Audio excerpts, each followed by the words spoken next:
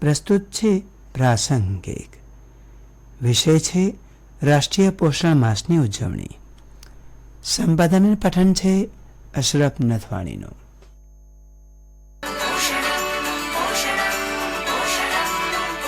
देश उम्मीद से है करो पोषणम करो पोषणम पोषणम.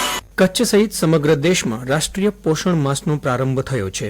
મહિલા અને બાળ વિકાસ મંત્રાલય દ્વારા 30 સપ્ટેમ્બર સુધી 7મા રાષ્ટ્રીય પોષણ માસની ઉજવણી કરવામાં આવશે. પોષણ માસ અંતર્ગત દેશભરમાં પોષણ આધારિત વિવિધ વિષયવસ્તુ પર અનેકવિધ કાર્યક્રમો શરૂ થયા છે.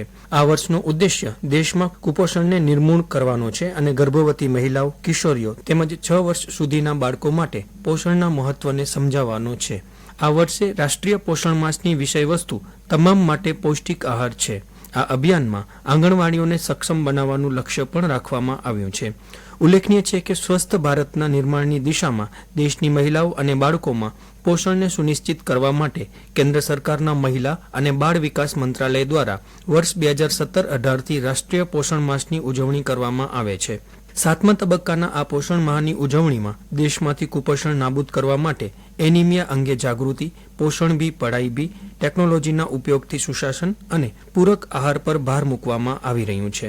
કેન્દ્રીય મહિલા અને બાળ વિકાસ મંત્રી અન્નપૂર્ણા દેવીએ ગાંધીનગરમાં મહાત્મા મંદિર ખાતેથી રાષ્ટ્રવ્યાપી પોષણ માહની 7મી આવૃત્તિનો પ્રારંભ કરાવ્યો હતો. આ પ્રસંગે બોલતા કેન્દ્રીય મંત્રી અન્નપૂર્ણા દેવીએ જણાવ્યું કે દેશમાં તંદુરસ્ત અને સશક્ત મહિલાઓ તથા બાળકીઓ દ્વારા જ વિકસિત ભારતનો સંકલ્પ સાકાર થઈ શકશે. તાજેતરના કેન્દ્રીય અંદાજપત્રમાં મહિલા અને બાળ વિકાસ મંત્રાલયે મહિલાઓ અને બાળકીઓ માટે વિવિધ યોજનાઓ માટે 3 લાખ કરોડ રૂપિયા ફાળવ્યા છે. તેમણે નવીન આંગણવાડીઓના ગુજરાત મોડલ અને शासन टेक्नोलॉजी उपयोग की प्रशंसा करी थी. पोषण माह के अंतर्गत ये अभियान किए गए कि विभिन्न जगहों पे जाकर हमारी आंगनवाड़ी वर्कर और आंगनवाड़ी के सभी बहनों के द्वारा लोगों को जन जागरूकता फैलाने के लिए उनके द्वारा कार्य किए गए हैं. इसी तरह आंगनवाड़ी केंद्रों पर लगभग 6,42,000 पोषण वाटिकाएं भी है और जिससे कि हमारे लाभार्थियों को सही ताजी सब्जी मिल सके, फल मिल सके और इसके लिए ये पोषण वाटिका का भी निर्माण किया जा रहा है. और बच्चों के समग्र विकास को ध्यान में रखते हुए भारत सरकार ने आंगनवाड़ी केंद्रों में अब पोषण भी पढ़ाई भी कार्यक्रम की शुरुआत किया है, जिसके माध्यम से पोषण के साथ साथ अब पढ़ाई भी कराई जा रही है. આ પ્રસંગે બોલતા મુખ્યમંત્રી ભૂપેન્દ્ર પટેલે જણાવ્યું કે રાષ્ટ્રીય પોષણ અભિયાન માતા અને બાળ સ્વાસ્થ્ય સાથે જોડાયેલી આખી ઇકોસિસ્ટમમાં બદલાવનો નવતર અભિગમ બન્યું છે. વિકસિત ભારતના નિર્માણના પાયારૂપ ભાવિ પેઢી એવા બાળકોને પણ પોષણક્ષમ બનાવવાની મુહિમ ઉપાડી છે. આપણે આ માટે વડાપ્રધાનશ્રીના નેતૃત્વ અને માર્ગદર્શનમાં પાછલા 6 વર્ષથી સપ્ટેમ્બર માસને પોષણ માસ તરીકે ઉજવીએ છીએ.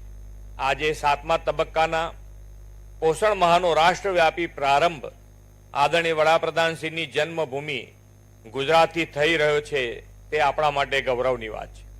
આ કાર્યક્રમમાં સગર્ભા, સ્તનપાન કરાવતી માતાઓ અને કિશોરીઓને પોષણક્ષમ આહારની કીટનું વિતરણ કરવામાં આવ્યું હતું. તેમજ દેશની તમામ આંગણવાડીઓમાં એક પેડ માં કે નામ રાષ્ટ્રવ્યાપી ઝુંબેશનો પણ પ્રારંભ કરવામાં આવ્યો હતો. મુખ્યમંત્રી અને કેન્દ્રીય મહિલા બાળ કલ્યાણ મંત્રી તેમજ ગુજરાતના મહિલા બાળ કલ્યાણ મંત્રી ભાનુ બાબરિયાએ આ અવસરે પ્રતિકરૂપે ભૂલકાઓને અન્નપ્રાશન ટીપા પીવડાવવા સાથે વહાલી દીકરી યોજનાના લાભાર્થીઓને લાભ વિતરણ તેમજ સ્વાવલંબન યોજનાના લાભાર્થી બહેનોને સહાય ચેકોનું વિતરણ કર્યું હતું. રાજ્ય સરકારની નવી નારી ગૌરવ નીતિ 2024નું લોન્ચિંગ પણ મુખ્યમંત્રીના હસ્તે આ પ્રસંગે કરવામાં આવ્યું હતું.